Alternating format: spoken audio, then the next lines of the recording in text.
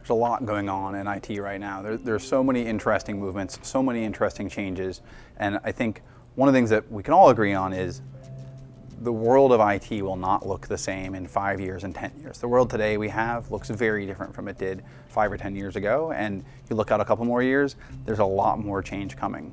And the change isn't concentrated. It's not one company, one person, one technology. It's multiple movements, multiple pieces of technology, and within an organization, the change happens organically. The change is driven by individuals. The change is driven through individual departments. And when that change works, when you see success, when you see something happen, when you see something work, that success drives more change in an organization. So when you look around the market, when you look around the industry and you try to understand what's happening, you try to understand how is this going to affect me, how is this going to affect my career and what I do, you have the opportunity to bring more change. You have the opportunity to help be a driver of change. You have the opportunity to be a change agent in your organization, in your team, maybe even just on the small portion of the infrastructure that you are personally responsible for. And if you think about that change, on the one hand, change is always a little bit scary. Change is always a little bit, you're going to go into a new world. You don't know what it's going to be like.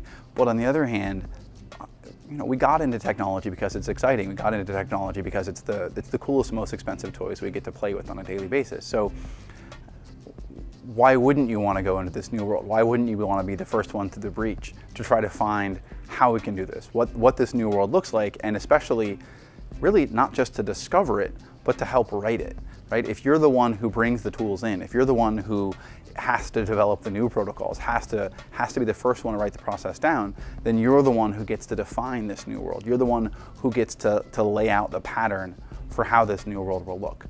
So if you're still wondering, how will automation affect me? What will my job look like? What will my world look like in 3 years, in 5 years? I invite you to come look at some of the videos that we've built, some of the stories of our users, of our customers, that they're saying about how they've driven change in their organization and how, especially how driving that change has helped them, has made them happier, and has really helped them do a lot of the interesting, great work that they've always been wanting to do.